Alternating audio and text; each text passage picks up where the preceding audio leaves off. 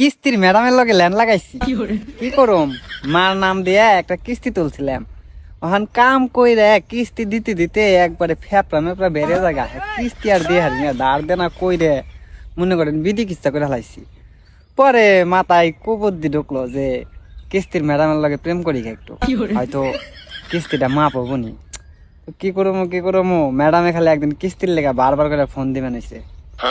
পরে কইলাম যে ম্যাডাম কিস্তি তো দিমু, তবে একটু লেট হইব, কিন্তু আপনি আমার বারবার ফোন দিয়েন। হ্যাঁ কয় কেন বারবার ফোন দিতে হইব কেন, যদি দেন তাহলে দিয়ে যাবেন সুন্দর মতো।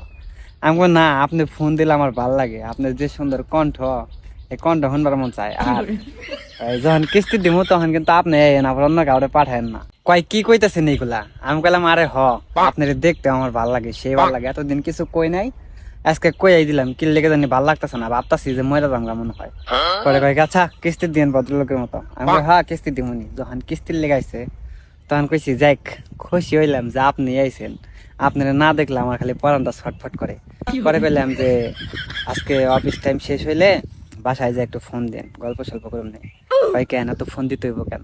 আমি কই আরে দিতে কইছি দিয়েন, সমস্যা নাই। পরে অফিস শেষ করে বাসায় যে ফোন দিছে, কয় যে কি সমস্যা কি আপনার, বলেন কি হয়েছে। পরে পেলাম যে দেখেন আসলে আপনি কিস্তি টিস্তি নেন তো এই কারণে কিছু কইবার সাহস পাই না, যদি আবার অন্য কোনো কিছু মাইন্ড করেন তো সত্যি কথা এটাই যে আমি আপনারে পছন্দ করি, আপনারে আমার অনেক ভালো লাগে, কিন্তু কিছু কইতে পারি না আপনারে। আপনারে দেখলে আমার মনের মাঝে যে সুখ লাগে ওই সুখ আমি পৃথিবীর কোনো জায়গায় পাই না। আর আপনার চোখ কি কম, একবারে হরিণের মতো চাহনি, দেখলে এই মনের মাঝে কিছু একটা হয়, ওটা আপনার আমি বুঝিয়ে কইয়া পারলাম না। পরে ম্যাডামে কয় ও আচ্ছা তাই নাকি, আপনারা আবার কি মনে করছেন যে ম্যাডামে পড়ে যাবো গা?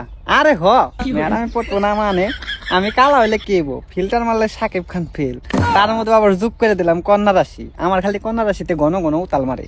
যাই হোক কয়েকদিন কথাবার্তা করার পরে দেখি সে লেভেলের প্রেম হয়ে গেছে, আমাকে এত ঘনিষ্ঠ সম্পর্ক হয়েছে, মাখামাখি সম্পর্ক। এখন মাঝে মাঝে ফোন দিলে খালি কই যে রাস্তাঘাটে দেখা হলে খালি সালাম দিও না, শুভেচ্ছা আমিও দিও। দুঃখের কথা কয়ে হয় না, শুয়ে হয় না, দুই একটা তো শুনে নিবার মন চায়। যাই হোক পরে একদিন আবিল দেখাইলাম, বললাম যে দেখো আমি তো অনেক সমস্যায় পড়ে গেছি গে, এখন কিস্তি দিলে তো আমার ওই সমস্যাটার সমাধান হয় না, মিশা কথা কয়ে দিলাম বানিয়ে বানিয়ে। পরে কাজে ঠিক আছে তুমি কিস্তি নিয়ে টেনশন করো না, প্রত্যেক মাসে মাসে কিস্তি এটা আমি দিয়ে দিবনি, তুমি আপাতত ভালো মতো চলো। এটাই তো চাইছিলে যে কিস্তি দেখালে মা পই, এখন এই কিস্তি যখন শেষ হয়ে যাবো তখন কমু যে শুনো আমাকে তো বিয়ার সাথে করান লাগবো, এমনি করে আর কয়দিন থাকমু, আর এই কাম কাজ করে তো দিশা মিশা পাওয়া যায় না, কোল কিনারা পাওয়া যায় না, তাহলে বিদেশ যাবো। এখন বিদেশ যাওয়ার লেগে তো একটা হাও ক্যাশ নাই, যদি 4-5 লাখ টাকা লোন নিয়ে দিতে তাহলে মনে করো কোন রকম দাঁতে কামড় দিয়ে আমি বিদেশ পৌঁছি হারলে, তারপরে মনে করো কিস্তি কুস্তিও শেষ দিয়ে দিলাম, তোমার বিয়াও করে হারাইলাম।